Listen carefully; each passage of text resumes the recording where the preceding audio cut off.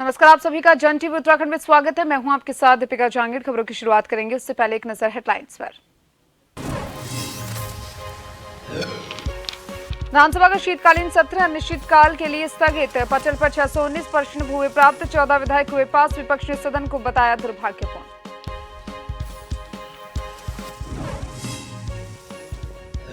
हिमपात से पहले पूर्ण हो केदारनाथ बद्रीनाथ की निर्माण कार्य। सीएस संधू ने सचिवालय में की मास्टर प्लान के कार्यों की समीक्षा। संबंधित अधिकारियों को दिए आवश्यक दिशा निर्देश।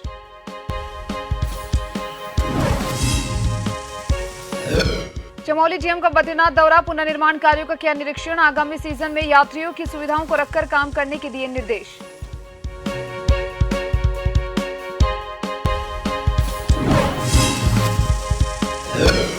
उत्तराखंड में बंद होने के कगार में करीब 3000 स्कूल। पर्वतीय क्षेत्र में 5 और मैदानी इलाकों में 10 छात्रों का नामांकन जारी। शैक्षिक सत्र 2023-24 से पहले ऐसे विद्यालय होंगे चिन्हित।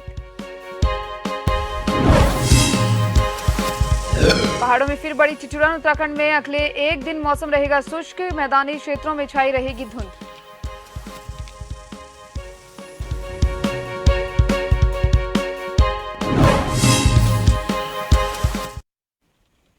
अब खबरें विस्तार से। विधानसभा का शीतकालीन सत्र अनिश्चितकालीन के लिए स्थगित कर दिया गया है। आपको बता दें कि उत्तराखंड विधानसभा का शीतकालीन सत्र अनिश्चितकाल के लिए स्थगित हो गया। पंचम विधानसभा के तृतीय स्तर में कुल 619 प्रश्न पत्र प्राप्त हुए हैं, जिनमें से 44 अल्पसूचित प्रश्न, तारांकित और आंतरांकित 575 प्रश्न प्राप्त हुए। 13 अल्पसूचित प्रश्न स्वीकार हुए हैं। आपको बता दें कि उनमें से एक प्रश्न उत्तरित हुआ है। इसी प्रकार 171 तारांकित प्रश्न स्वीकार हुए, उनमें से 33 प्रश्न उत्तरित हुए हैं।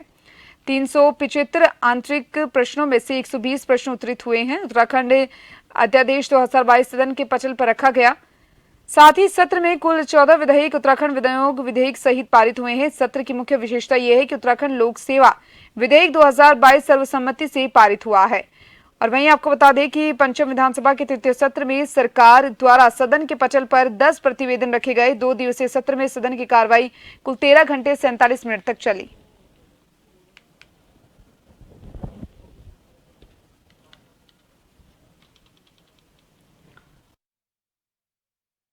माध्यम से 18-19 उत्तराखंड में विधायी कार्य निपटाने के साथ ही 7 दिन का शीतकालीन सत्र सिर्फ 2 दिन में अनिश्चितकाल के लिए स्थगित हो गया है। सदन 5 दिसंबर तक प्रस्तावित था। देर शाम विधानसभा के प्रभारी सचिव हेमपंत ने सत्र अनिश्चितकाल के लिए स्थगित होने की अधिसूचना जारी कर दी। विधानसभा अध्यक्ष ने कहा कि सदन टैक्स देने वालों के पैसे से चलता है। जब मेरे पास कोई भी बिजनेस नहीं होगा तो मेरे लिए सत्र चलाना बेईमानी होगा। जो काम मेरे पास आया उसे 2 दिन पूरा कर दिया गया है। किसी का राजनीतिक एजेंडा हो सकता है, केवल उसके लिए सत्र चलाओ, यह उचित नहीं। पैसा मुश्किल से कमाया जाता है।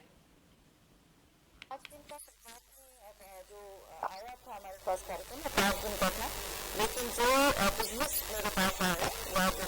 मेरे पास आया वो हमने 2 दिन में पूर्ण किया। इस वजह से सत्र 2 ही दिन चला। चिंता का विषय नहीं कि समयावधि बढ़ता जा रहा है, जबकि ज्यादा समय होना चाहिए, ज्यादा से ज्यादा समय होना चाहिए। ये बात आपकी कहना बिल्कुल सही है, लेकिन मैं घूम फिर के उसी पर जाती हूँ। सत्र चलता है, सदन चलता है टैक्स पेयर के पैसे से। और जब मेरे पास कोई भी बिजनेस नहीं होगा तो मेरे लिए सत्र चलाना बेमाने है। जस्ट टू सैटिस्फाई कोई पॉलिटिकल किसी का एजेंडा हो सकता है, केवल उसके लिए मैं सत्र चलाऊं या 3 या 6 या 10 दिन चलाऊं, ये टैक्स पेयर के साथ खिलवाड़ होगा। हार्ड एंड मनी है, पैसा बहुत मुश्किल से कमाया जाता है। तो इसलिए बिजनेस होगा तो हम 5 दिन 7 दिन जितना भी दिन का बिजनेस होगा उसको अवश्य चलाएंगे। नेता प्रतिपक्ष यशपाल आर्य ने कहा कि 7 दिन का सत्र 2 दिन में समाप्त होना बहुत ही दुर्भाग्यपूर्ण है। बहुत से अनसुलझे सवाल रह गए। सत्र पूरे समय चलता तो सार्थक चर्चा होती। सरकार मुद्दों पर चर्चा नहीं करना चाहती, ये सरकार की नाकामयाबी है।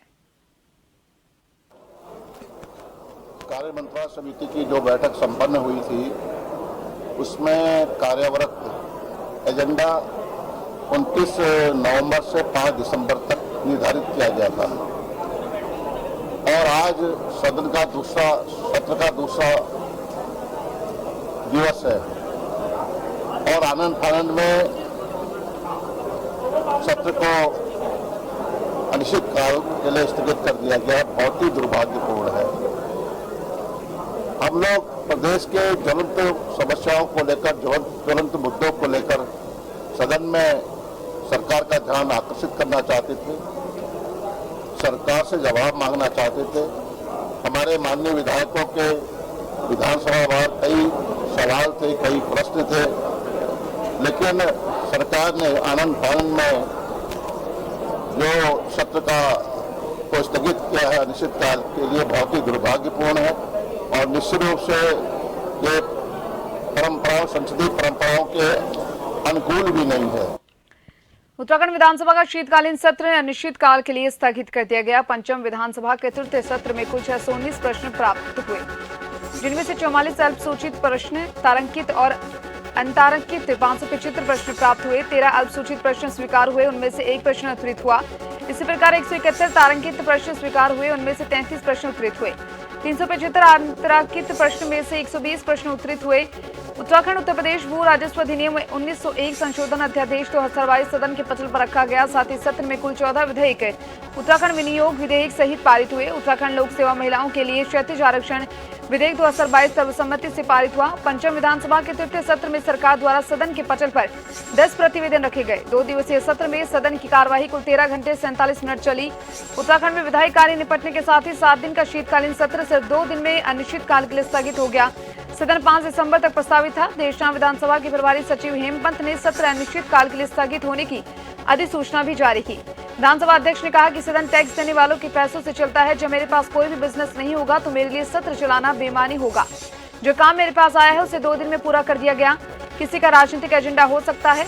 उधर नेता प्रतिपक्ष शेषपाल आर्य ने कहा कि 7 दिन का सत्र 2 दिन में समाप्त होना बहुत ही दुर्भाग्यपूर्ण है। बहुत से अनसुलझे सवाल रह गए। सत्र पूरे समय चलता तो सार्थक चर्चा होती। सरकार मुद्दों पर चर्चा नहीं करना चाहती, ये सरकार की नाकामयाबी है।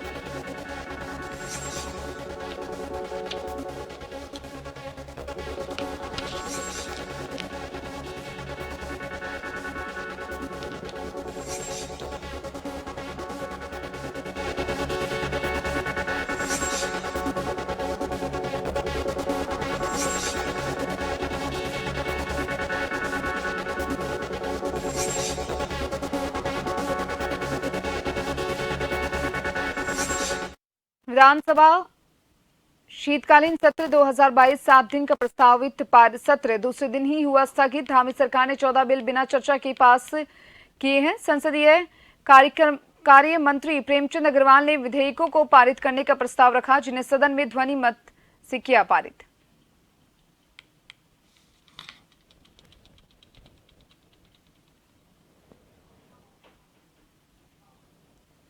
सात दिन का प्रस्तावित सत्र दूसरे दिन हुआ स्थगित।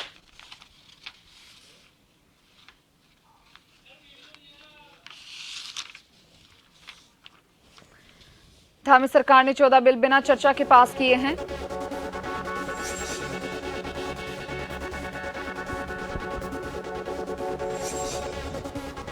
जिन्हें सदन में ध्वनि मत से किया पारित। उत्तराखंड विधानसभा शीतकालीन सत्र 2022 7 दिन का प्रस्तावित सत्र दूसरे दिन ही हुआ स्थगित।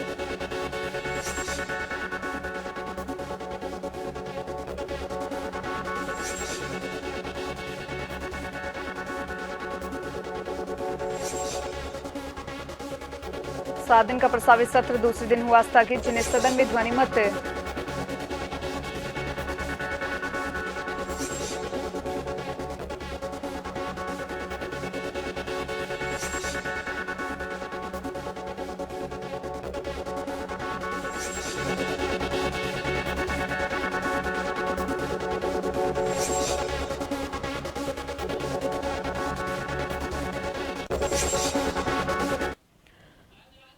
और विधानसभा के उत्तराखंड शीतकालीन विधानसभा सत्र को लेकर ज्यादा जानकारी के लिए मेरे साथ bureau chief SN Pant live जुड़ चुके हैं।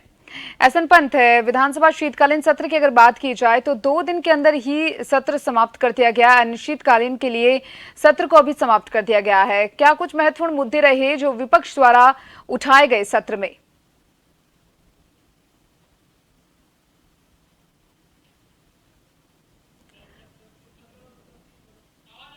7 दिन का प्रस्तावित सत्र दूसरे दिन ही हुआ स्थगित। धामी सरकार ने 14 बिल बिना चर्चा के पास किए।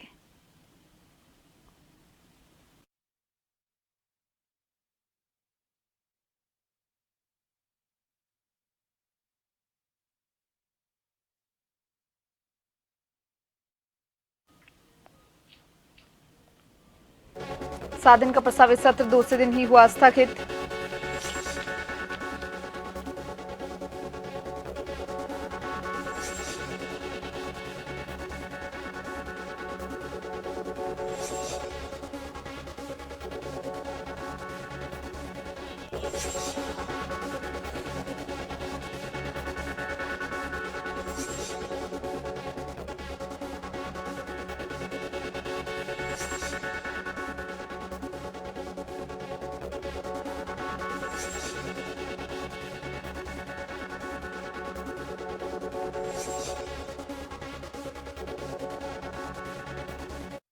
हिमपात से पहले पूर्ण हो केदारनाथ और बद्रीनाथ के निर्माण कार्य। मुख्य सचिव डॉक्टर एस संधू ने अधिकारियों को दिए निर्देश। बद्रीनाथ और केदारनाथ धाम में जिन निर्माण कार्यों की समय सीमा दिसंबर रखी गई है, उन्हें हिमपात से पहले पूर्ण कर लिया जाए। उन्होंने कहा कि आगामी 4 धाम यात्रा से पहले जो कार्य अनिवार्य रूप से पूर्ण होने हैं, उन कार्यों के लिए श्रमिकों की उपलब्धता सुनिश्चित की जाए। मुख्य सचिव डॉक्टर एस संधू ने सचिवालय में केदारनाथ पुनर्निर्माण और बद्रीनाथ मास्टर प्लान के कार्यों की समीक्षा की। मुख्य सचिव ने अधिकारियों को दिए आवश्यक दिशा निर्देश। काम करने वाले ठेकेदारों का भुगतान किसी भी स्थिति में नहीं रुकना चाहिए। जो कार्य देरी से शुरू हुए हैं और होने वाले हैं, उनकी लगातार निगरानी की जाए।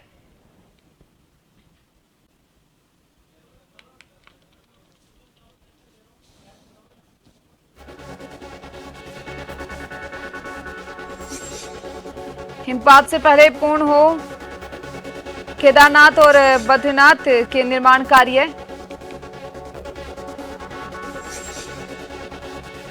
हिमपात से पहले केदारनाथ और बद्रीनाथ के कार्य पूर्ण करने की बात यहां पर की गई है। उन्होंने कहा कि आगामी 4 धाम यात्रा से पहले जो कार्य अनिवार्य रूप से पूर्ण होने हैं, उन कार्यों के श्रमिकों की उपलब्धता सुनिश्चित की जाए।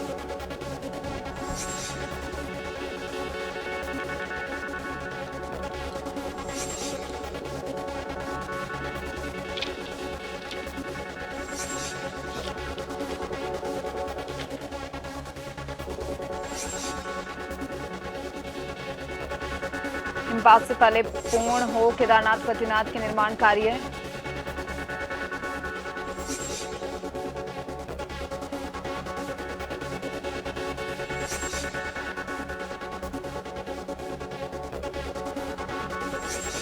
दिसंबर में रखी गई है, उन्हें हिमपात से पहले पूर्ण कर लिया जाए।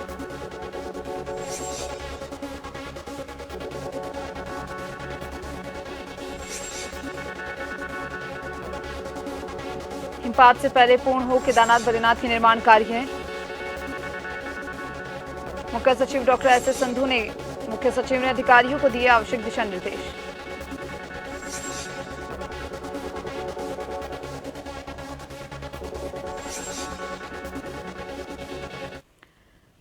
ज्यादा जानकारी के लिए मेरे साथ संवाददाता हिमांशु बरमोला फोन लाइन पर जुड़ चुके हैं। हिमांशु, अगर बात यहां पर की जाए कि हिमपात से पहले बद्रीनाथ और केदारनाथ के जो भी 4 धाम की जो यात्रा है, उससे पहले जो भी कार्य है वो पूर्ण करने की बात यहाँ पर कही गई है। यहाँ पर कहा गया है कि जो भी आवश्यक कार्य है उन सभी को यहाँ पर पूर्ण कर लिया जाए। क्या कुछ पूरी जानकारी?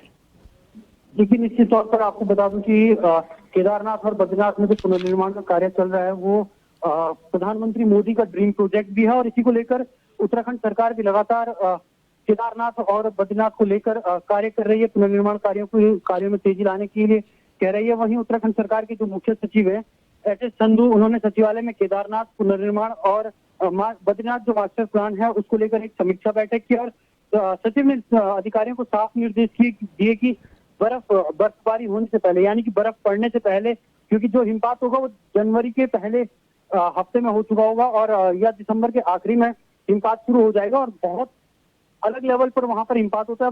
तकरीबन 5 से 6 फुट के आसपास बर्फ जम जाती है। इस वजह से जो मुख्य सचिव है उन्होंने साफ निर्देश दिए हैं कि जितने भी कार्य हो बर्फबारी से पहले हो जाएं और अभी तक जो पुनर्निर्माण की समय सीमा दिसंबर में डेडलाइन की दी गई है उनको दिसंबर तक ही संपूर्ण कर दिया जाए और साथ ही साथ जिन ठेकेदारों का भुगतान की बात करें तो जिन कॉन्ट्रैक्टर का भुगतान साथ ही साथ समय पर किया जाए और जो कार्य देर से शुरू हुए हैं और उनकी मॉनिटरिंग की जाए और प्रतिदिन मॉनिटरिंग की जाए। इसी को लेकर देखा जाए, खुद जो चमोली जिले के डीएम और बद्रीनाथ जो जिस जिले में पड़ता है तो डीएम ने खुद समीक्षा कार्य जाकर औचक निरीक्षण भी किया है कि किस तरीके से कार्य को वहां पर किया जा रहा है। बहुत बहुत शुक्रिया हिमांशु तमाम जानकारी को साझा करने के लिए।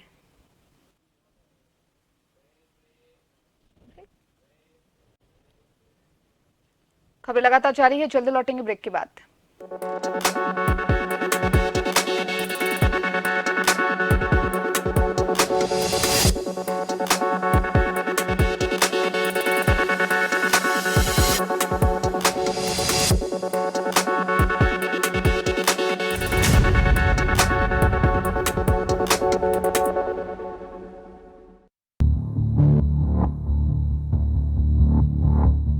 खबर जो कभी बताती है सच तो कभी कराती है एहसास। खबर जो है कुछ खास। खबर ही तो है जो कभी बनती है राजनीति से तो कभी व्यापार से, कभी आती है खेल से तो कभी मनोरंजन से, कभी खुशी से तो कभी गम से। हाँ, खबर ही तो है। खबर थमती नहीं और ना ही थमेंगे हम, क्योंकि हम हैं जन टीवी, जन जन की आवाज।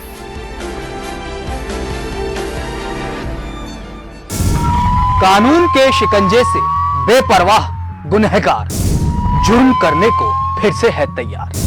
रात के सन्नाटे को चीरती इन मासूम चीखों में छिपा है जुर्म का कोई गहरा राज। हम बारीकी से करते हैं पर्दाफाश ताकि आपको कर सकें खबरदार। क्राइम रिपोर्ट शनिवार रात 8:30 बजे। खबरें जो आप पर करती हैं सीधा असर, खबरें जिन पर होती है जनता की नजर, खबरें जिनकी तह तक पहुंचना है जरूरी और जो कसौटी पे हो पूरी। मुद्दा चाहे समाज से जुड़ा हो या फिर सियासत से, तभी वो बनती है खास खबर। खास खबर सोमवार से शुक्रवार शाम 6 बजे।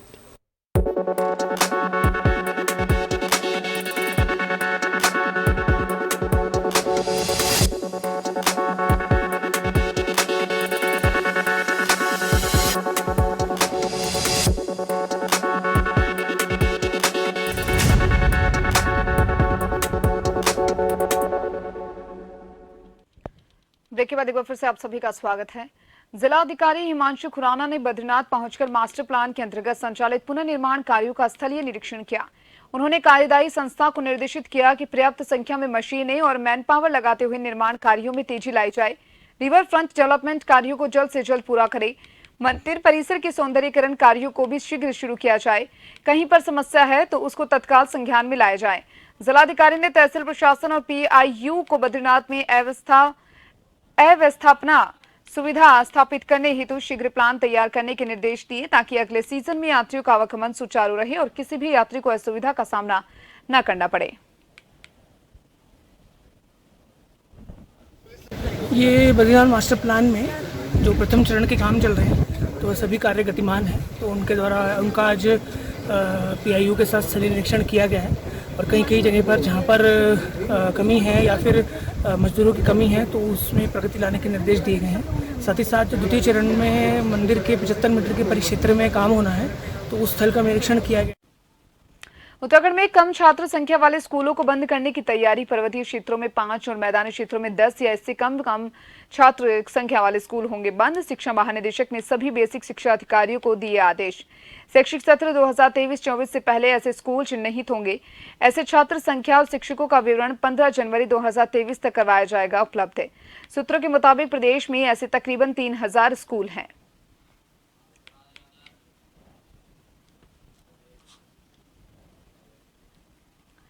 ज्यादा जानकारी के लिए मेरे साथ संवाददाता यशराज आनंद फोन लाइन पर जुड़ चुके हैं। यशराज, उत्तराखंड में कम छात्र संख्या वाले स्कूलों को बंद करने की तैयारी यहां पर की जा रही है। बात चाहे पर्वतीय क्षेत्रों की जाए और मैदानी क्षेत्रों की जाए, दोनों ही क्षेत्रों में कम छात्र संख्या वाले स्कूल बंद किए जाएंगे। किस तरीके से व्यवस्थाएं अब की जाएंगी? एक ऐसा राज्य है जो पर्वतीय और मैदानी क्षेत्र दोनों को समेटे हुए है। वहीं उत्तराखंड में मैदानी क्षेत्र भी की संख्या भी काफी है, लेकिन उससे ज्यादा पर्वतीय क्षेत्रों की संख्या है। वही सबसे बड़ी बात है कि राज्य सरकार के द्वारा बहुत अच्छी पहल की गई है, बहुत शानदार जिसको एक पहल कहा जाए धामी सरकार के द्वारा, वह यह है कि उत्तराखंड में पर्वतीय जिलों में 5 छात्र और मैदानी क्षेत्रों में 10 या इससे कम छात्र वाले स्कूलों को बंद कर दिया जाएगा। मतलब ये है कि मैदानी और पर्वतीय क्षेत्रों में यदि जहाँ पर 5 से मैदानी क्षेत्रों में जहाँ पर 10 से कम छात्र होंगे स्कूलों में और पर्वतीय क्षेत्रों में 5 से कम छात्र होंगे, वैसे स्कूलों को बंद कर दिया जाएगा। इन स्कूलों के बच्चों को, अब प्रश्न ये आएगी कि इन स्कूलों के बच्चों को शिफ्ट कहाँ किया जाएगा। तो इन स्कूलों के बच्चों को नजदीकी ही उत्कृष्ट स्कूल में भेज दिया जाएगा। और राज्य में यदि बात की जाए तो राज्य में 10 या इससे कम छात्र वाले स्कूलों की संख्या करीब 300 के आसपास है। और मैं आपको आगे बताना चाह रहा हूँ कि जानकारी के मुताबिक शिक्षा महानिदेशक की ओर से शिक्षा निदेशक बेसिक शिक्षा को दिए गए आदेश में कहा गया है कि कम से कम उत्कृष्ट स्कूलों से 4 शिक्षक को उपलब्ध कराए जाए। मतलब यदि उत्कृष्ट विद्यालय है, विद्यालय तो उसमें मिनिमम 4 शिक्षक होना ही होना चाहिए। और छात्र बढ़ने पर यदि छात्र बढ़ जाता है 10 से अधिक छात्र और 5 से अधिक छात्र, तो वहां पर हर क्लास में एक टीचर को बढ़ा दिया जाएगा। इसके अलावा उस उत्कृष्ट स्कूलों में बच्चों को जो लाने और ले जाने के लिए भी स्कॉट या ट्रांसपोर्ट की भी सुविधा उपलब्ध कराई जाएगी। और दूसरी सबसे बड़ी बात जो प्रश्न आता है कि यहाँ पर प्रश्न यह आता है कि स्कूलों में छात्रों को और छात्राओं को मिलने वाले भोजन माताओं की यदि बात की जाए तो भोजन माताओं को भी उसी स्कूल में शिफ्ट कर दिया जाएगा जिन स्कूलों में बच्चों को शिफ्ट किया जाएगा। और इस तरीके से विभाग ने इस प्रकार के स्कूलों को चिन्हित कर कार्रवाई करने के शिक्षण सत्र को 2023-24 से पहले पूर्ण निर्देश दिया गया है कि इस तरीके की सारी काम को वो 2023-24 के सत्र में वो पूरा कर ले। जो इसको एक बेहतरीन कहा जाएगा काम धामी सरकार का, जो धामी सरकार बार बार यह बोलते आ रही है कि उत्तराखंड राज्य को शिक्षा के क्षेत्र में जो इसकी काफी ख्याति प्राप्त राज्य है, इसको और शिक्षा को और उत्कृष्ट बनाया जाएगा। वहीं सरकारी विद्यालयों की दशा को भी सुधारा जाएगा। ये तो हर एक प्रदेश में सरकारी स्कूल की दशा ठीक नहीं है, उत्तराखंड में उसी तरीके से एक राज्य है जहाँ पर सरकारी स्कूल की दशा ठीक नहीं थी। लेकिन जब से भाजपा सरकार आई है, धामी सरकार आई है, तो धामी सरकार के आने के बाद लगातार शिक्षा के क्षेत्र में भी उत्तराखंड उत्कृष्ट प्रदर्शन करते जा रहा है। बात की जाए सरकारी शिक्षा की तो सरकारी शिक्षा में भी उत्तराखंड राज्य बेहतरीन प्रदर्शन करते आ रहा है और सरकारी स्कूलों की विधि व्यवस्था को दुरुस्त लगातार किया जा रहा है। वही कुछ बिल्डिंग जो इमारतें भी जो टूटी पड़ी थी उन्हें भी सही तरीके से बनाने का काम चल रहा है। और ये एक बहुत अच्छा पहल है कि जो कम स्कूल के, चूंकि यह अक्सर देखा गया है कि जहाँ पर विद्यार्थियों की जिन स्कूलों में जिन विद्यालयों में विद्यार्थियों की संख्या काफी कम होती है वहां पर पढ़ाई भी नगण्य होती है, ना के बराबर होती है। तो यदि शिफ्टिंग की व्यवस्था जो है एक बहुत अच्छी व्यवस्था की गई है, 5 या 10 से छात्र जो है मैदानी क्षेत्रों में जो 10 के छात्र हैं उन्हें दूसरे स्कूल में शिफ्ट कर दिया जाएगा। चलिए यशराज, बहुत बहुत शुक्रिया आपका तमाम जानकारी को साझा करने के लिए। और अब जाते जाते एक नजर हेडलाइंस पर। विधानसभा का शीतकालीन सत्र अनिश्चितकाल के लिए स्थगित, पटल पर 619 प्रश्न हुए प्राप्त, 14 विधेयक हुए पास, विपक्ष ने सदन को बताया दुर्भाग्यपूर्ण।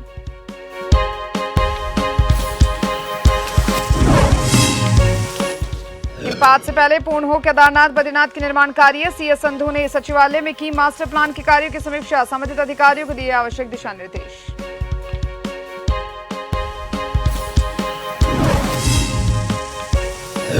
चमोली डीएम को बद्रीनाथ दौरा, पुनर्निर्माण कार्यों का किया निरीक्षण, आगामी सीजन में यात्रियों की सुविधाओं को रखकर काम करने के दिए निर्देश।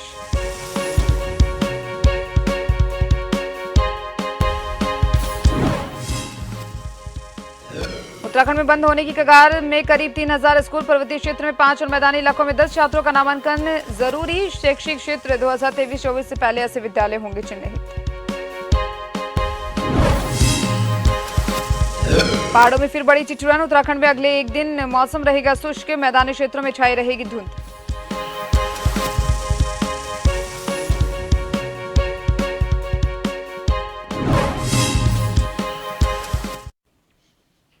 फिलहाल के लिए जन टीवी उत्तराखंड में इतना ही और तमाम खबरों के लिए बने रहिए जन टीवी के साथ। नमस्कार।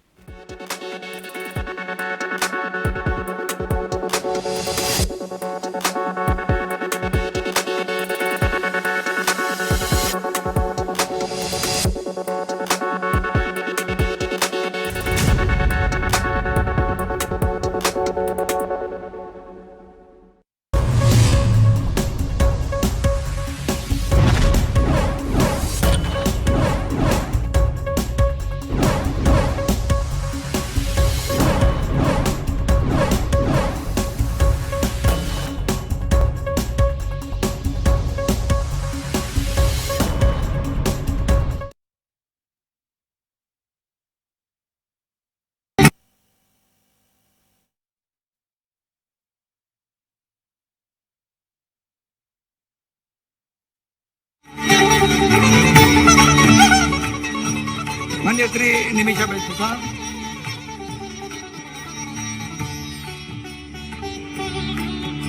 માન્ય શ્રી કે રાહુલજીને વિનંતી રામ મંદિરના સ્મૃતિ ચિહ્ન સાથે માન્ય પ્રધાનમંત્રીનું સ્વાગત કરશે.